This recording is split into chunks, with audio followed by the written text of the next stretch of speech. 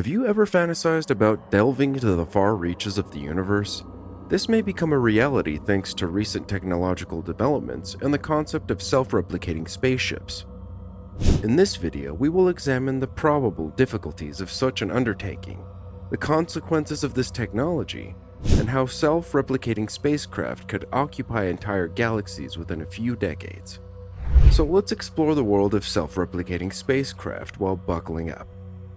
In the late 1940s, Hungarian mathematician John Von Neumann questioned if it was conceivable to develop a non-biological system that could replicate itself in a cellular automata setting, which he named a universal constructor.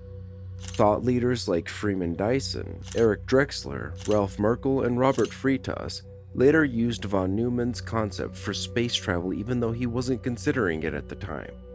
Please give this video a thumbs up and subscribe to this channel for more videos before we proceed. Click the bell icon to receive notifications of new videos. Have you already done this? Let us start. About self-replicating probes.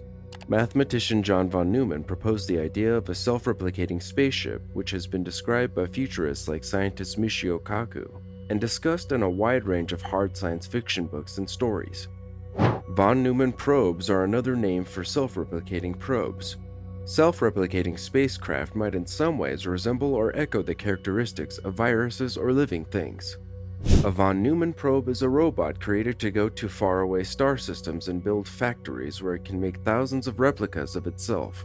Since Von Neumann probes can readily land and take off from dead moons, and also because these moons have no erosion, they are more suited to travel to dead moons than planets.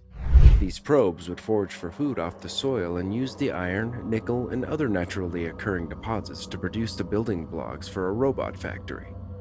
They would multiply into thousands of clones, which would disperse and look for other star systems. Sophisticated nanotechnology and artificial intelligence, which advanced extraterrestrial civilizations are anticipated to develop, are required for a Von Neumann spacecraft to function. SRPs are also known as kinematic self-replicating machines because the machine would be a molecular assembler capable of reassembling matter into copies of itself. Indeed, the efficiency of these probes would be astounding.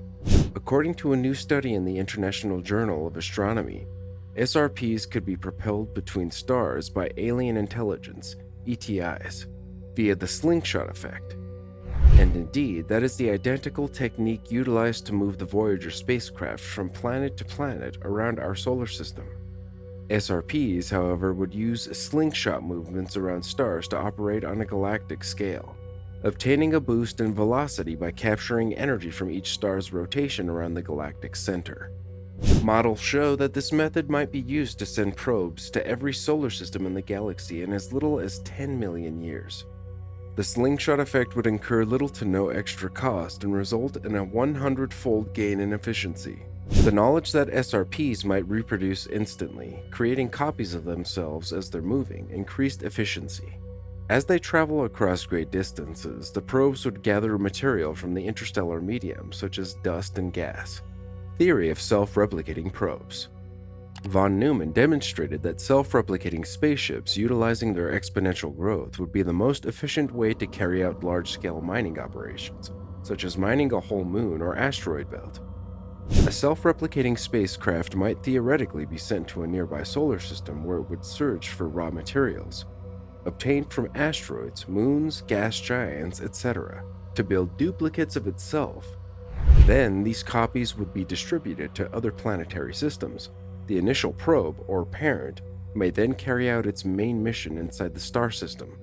Depending on the model of the self-replicating spaceship proposed, the task changes considerably. It has been suggested that Von Neumann machines might be viewed as a type of life given this pattern and its resemblance to the reproduction patterns of bacteria. David Brin touches on this topic in his short tale Lungfish. See self-replicating machines in fiction, pointing out that self-replicating robots created by various species can struggle with one another in a Darwinistic manner for resources or even have competing missions. If there is enough diversity among the species, they may even develop into an environment, or should artificial intelligence also exist, a society. They might even undergo untold thousands of generations of mutation.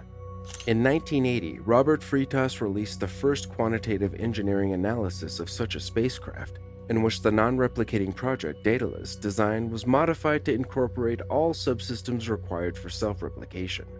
The plan called for using a probe to transport a seed factory with a mass of about 443 tons to a distant location, having the factory replicate itself numerous times there to increase its total manufacturing capacity over 500 years, and then using the resulting automated industrial complex to build additional probes with a single factory on board each one. According to one theory, a self-replicating starship could travel the length of the Milky Way galaxy in as little as 500,000 years if it used relatively conventional theoretical techniques for interstellar travel.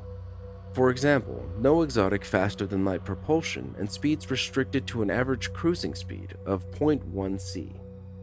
Could self-replicating robots help us explore the entire galaxy?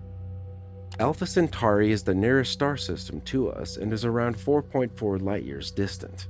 If we could send a Von Neumann probe there, it could land on a stony planet, asteroid, or moon and begin constructing a factory. Of course, a nuclear fusion drive would be necessary, which we still need to build. After that, the factory of autonomous machines could build solar panels, mine that planet for resources, harvest fuel from planetary atmospheres, create smaller probes to explore the system, and eventually create a replica of the entire Von Neumann spacecraft to launch to another star system and repeat the process. Even the possibility that such self-replicating machines would create a Dyson sphere to harvest energy from a star or terraform a planet in preparation for the eventual advent of mankind has been raised. Assuming our self-replicating factory-building spaceships can move at around 10% the speed of light, and that it takes them about 500 years to extract the required resources to create a complete copy of themselves, this procedure would hypothetically take millions of years to cross the entire galaxy. By the end of those millions of years, however, the galaxy would be covered in Von Neumann probes, since each probe could create numerous copies of itself. In conclusion, self-replicating spacecraft may represent a game-changing approach to exploring and colonizing galaxies. With their help, it might be feasible to study galaxies far more quickly than is currently possible. The potential for space exploration is fascinating, and the possibilities are boundless. Self-replicating spacecraft may hold the key to learning the universe's secrets if given the correct tools and support. What will advancements in space travel bring? Today's video has come to an end. Remember to give this video a thumbs up and subscribe to the channel to view more content. Remember to click the bell symbol to receive notifications when new videos are posted.